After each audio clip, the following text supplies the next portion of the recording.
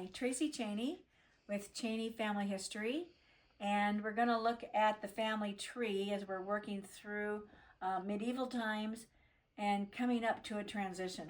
So the way this is laid out, way up at the tippy top, of course, we have Elizabeth Cheney and Frederick Tilney, and we've got coming down this side, we've got the wedding, the secret wedding of that Elizabeth is there holding the train of Edward IV and the first English queen, Elizabeth Woodville.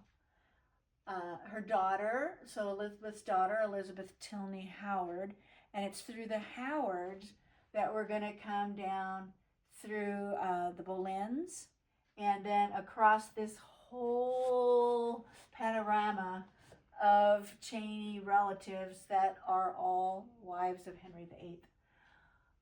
We have a Tudor here, and we'll talk about Elizabeth, another Elizabeth Cheney Vaux, or V-A-U-X. On this side, we're coming down through the Cheneys and working our way through that. Right now, we're trying to marry the two up here. That's who we're talking about.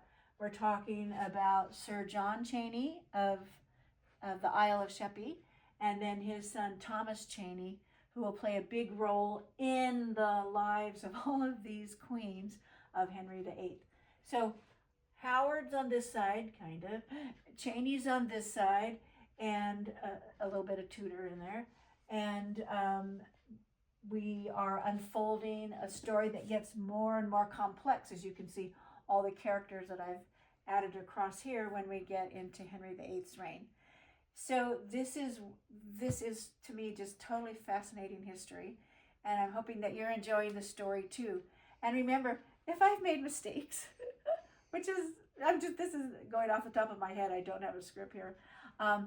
You can add comments in the comment section, and because we do want it to be accurate, and trying to find imagery of these folks, another fun task that I've enjoyed doing, and I'm hoping I have the right ones because they can be labeled all kinds of things on the internet.